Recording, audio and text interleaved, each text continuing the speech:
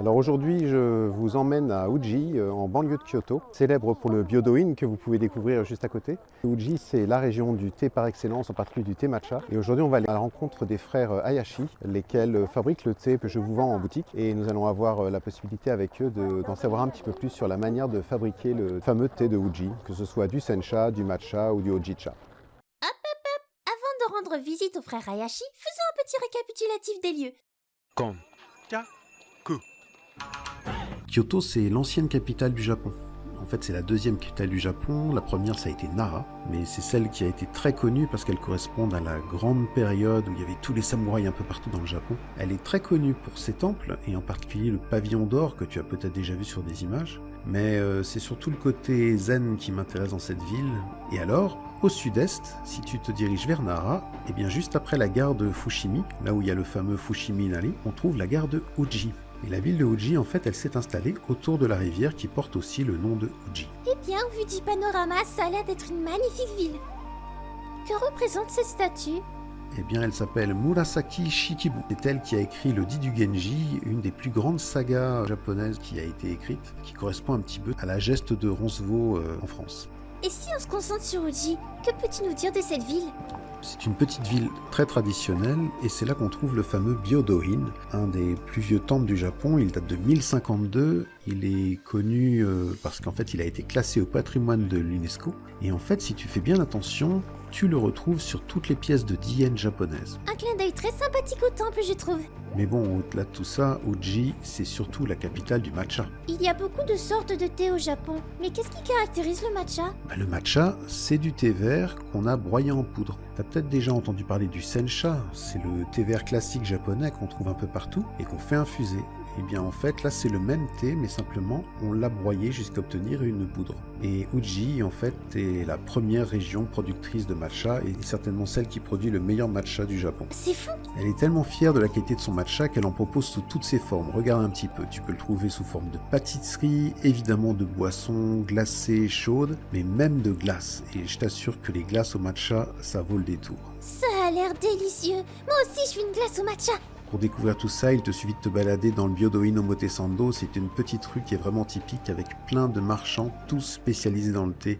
Alors après cette petite balade à Uji, on va sortir de la ville, on va aller se promener en campagne et en fait on va aller rencontrer les frères Hayashi qui dirigent depuis plus de 30 ans la maison Kichoen. Alors évidemment, comme le matcha c'est la première production de cette région, et bien la campagne de Uji est recouverte de champs de théiers, tu en trouves à perte de vue. Et ils ont une coupe assez typique que tu remarqueras qui est à hauteur d'homme, parce qu'en fait ça facilite la récolte à la main. Oui, en l'absence de machine, ça doit être très pratique.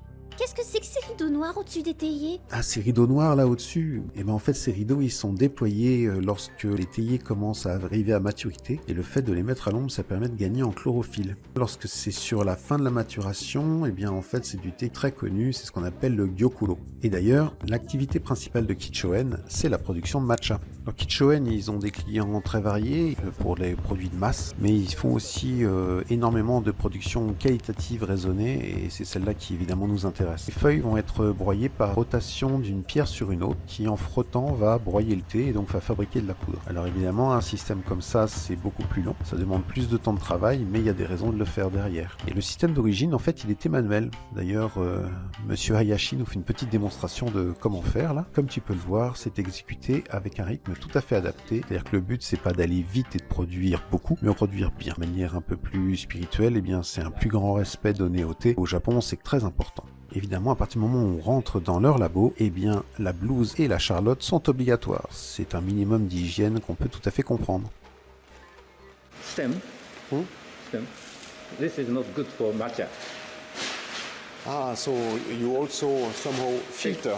So one part away and one part for matcha.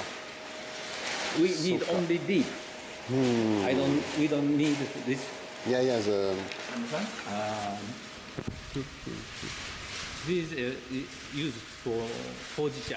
Si tu veux te rendre compte un peu comment le hojicha est fabriqué, eh bien je te propose ce petit coup d'œil sur cette machine de la maison Tsuboshien Kambayashi Sanyu qui fabrique du hojicha depuis la fin du XVIe siècle. Et tu verras qu'en fait c'est bien du thé vert qu'on met et qu'on grille. C'est pas du tout du thé noir. Le thé noir c'est du thé qu'on fait fermenter. Waouh! C'est fou toutes les méthodes utilisées pour faire plein de thés différents!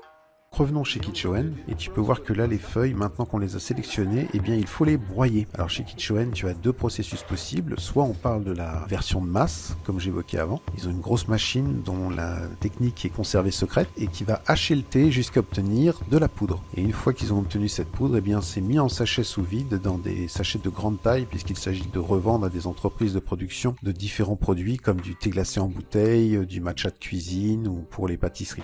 Une fois qu'on a fait ça, il ne reste plus qu'à mettre en sachet, mais là évidemment la mise en sachet c'est dans des contenants plus petits, qui sont destinés au marché des vrais amateurs. Et d'ailleurs, le matcha, est-ce que ça se boit en infusion? Non, le matcha ne se boit pas en infusion. Le matcha, comme je t'ai dit, c'est du thé en poudre, donc en fait on va le mélanger avec de l'eau, alors que quand tu fais infuser du thé, tu récupères simplement certains éléments de la feuille qui passent dans l'eau et tu bois l'eau, mais pas la feuille. Donc ça récupère vraiment tout l'aspect nutritif du thé et des feuilles? Là avec le matcha, tu bois vraiment tout. D'accord, mais si ça ne se boit pas en infusion, alors comment on prépare le matcha? Mais t'as peut-être déjà vu des cérémonies du thé. Dans le cadre des cérémonies du thé, c'est justement du matcha qui est préparé. Et là, tu peux voir que d'abord, on va mettre le thé dans le bol, puis l'eau. Et une fois qu'on a fait ça, on va fouetter assez fort. Et une fois qu'on a fouetté, on obtient un excellent matcha qu'on peut déguster tranquillement, seul ou accompagné d'un petit mochi, d'une soupe d'azuki. Plein de choses qui sont un régal aux yeux et au ventre. Ça donne vraiment envie. Merci pour toutes ces explications.